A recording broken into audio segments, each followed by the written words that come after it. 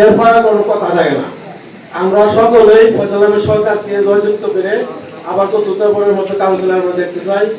তো এই চাচা অ্যাম্বুলেন্সটা যেটা হয়েছে এটা রাত 1টা শুনো আমার মেয়ের অসুস্থ ছিল, যখনই করছি তখনই অ্যাম্বুলেন্সটা আইছি। এমনকি ফয়সাল সরকারের কাছে ফোন দিয়ে অ্যাম্বুলেন্স আমি আনছি, যেমন কিনা না পারছি। কিন্তু আমাদের মসজিদে আইপিএস যতবারই নষ্ট হয়েছে ফয়সাল আহমেদ সরকার চাচা আমাকে দিচ্ছে। এটা মানে খালি খারাপ হয়নি, তার কাছে গেছে আর কোনো দিকে আমরা যাই নাই। তো যাই হোক, এর তো যুগ তো আসলে কি করবো তো দেখি না। তারা জয়যুক্ত বেরা চতুর্থবারের মতো আমরা সকলে তারা জয়যুক্ত করবো। এমন একজন ব্যক্তি, তার সাথে আমি চলাফেরা করি, তার যে মন মানসিকতা, তার যে বড় মনের যে একটা মন, এইটা ফুটানো বড় খুব কমে আছে। আমাদের সকলেরই একটা প্রত্যাশা থাকবো, গাজীপুর সিটি কর্পোরেশনের মধ্যে আমরা সর্বোচ্চ ভোট দিয়ে আমরা চতুর্থবারের মতন আমরা নির্বাচিত করবো।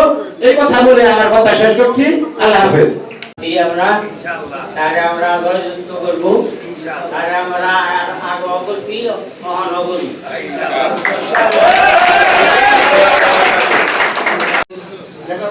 আসলে ওই জহিরুল ইসলাম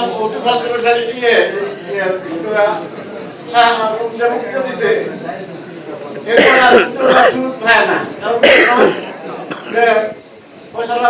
সরকারের মধ্যে আমরা সবাই সমর্থন জানিয়ে আমি রাস্তাঘাট